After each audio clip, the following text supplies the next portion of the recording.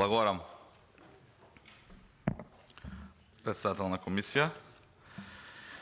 Се наопаку работиме. Сега прво ќе дебатираме за амандмани, а не сме дебатирале за предлог законот, меѓутоа што е тука е.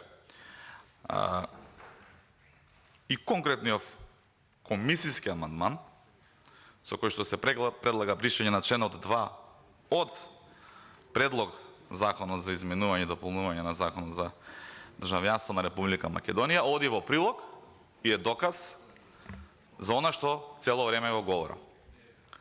Во континуитет, паушално, без анализа, без систематски пристап, предлагаме закони, носиме закони и на крајот не решаваме суштински проблеми на граѓани.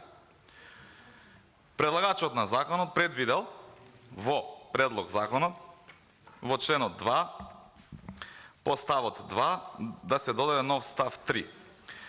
За јавноста, за новинарите, членот 2 од законот, актуелниот на сила, се однесува на општите одредби, во смисла што се уредува со овој закон, што е државјанство и оние нормални дефиниции.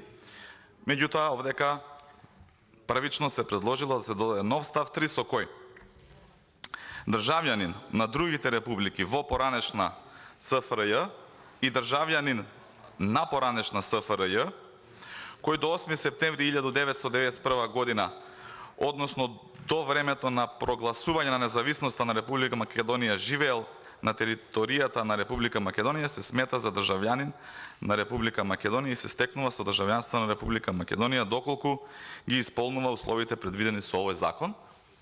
Сушност, ова требало да оди во преодни завршни одредби, не во дефиниции, а намерата на овој член, предлог член, бил по автоматизам сите без процедура да добијат државјанство. И сега, она што го говорев и претходно, ќе го повторам и сега, кога нема критериуми, кога нема правила, дозволуваш еден заден влез на сериозни криминалци од сите простори на СФРЈ да добијат македонско државјанство, а дека сакаат, доказ беше и е аферата која што ни се случува во државата во овој период. Значи, намерата ја ценам, е добра и е благородна и сите стоиме позади таа намера да се помогне на луѓе кои што, за жал, поради лошо водењето институции, поради одредени системски проблеми во законите, реално заслужувале државјанство, не го добиле, треба да го добијат тоа државјанство и позади тоа не слушнам никој да има спротивно мислење.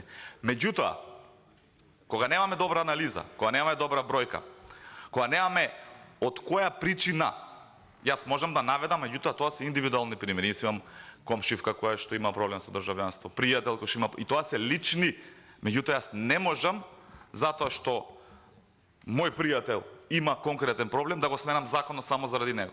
Мора системски, за сите еднакво, ние сме еднакви пред уставот и мора сите еднакво да добиеме можност да се оствариме одредено право. За да не дојдеме во ситуација да предлагаме бришење на членови кои што пред некој период сме ги предложиле.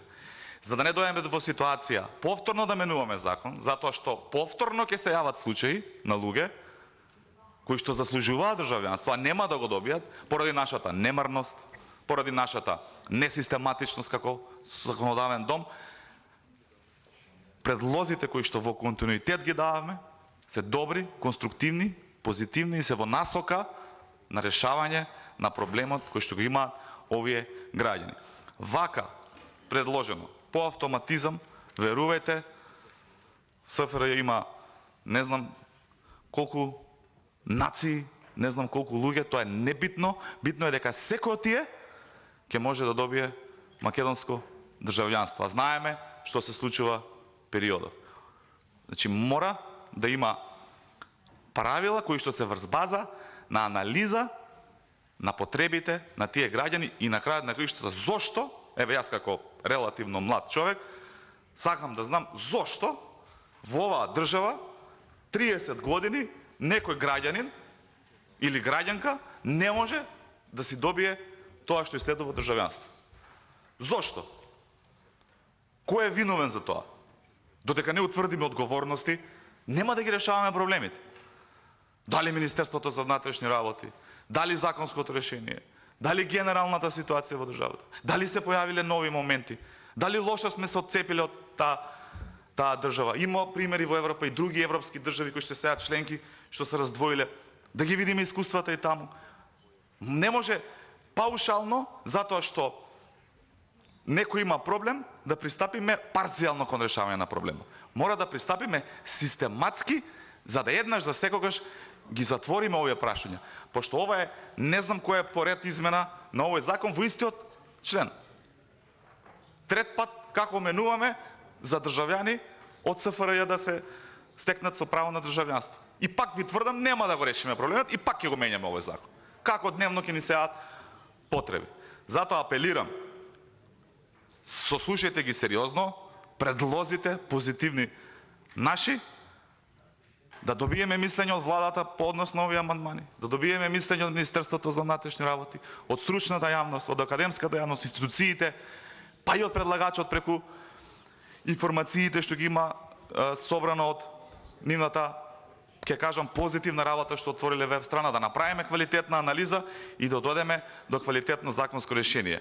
Затоа што вака на седница да добиваме амандмани, да се изјаснуваме по нив, мислам дека не е во духот на она што сакаме да го постигнеме, пред се во духот на парламентарната процедура. Благодарам. Благодарам.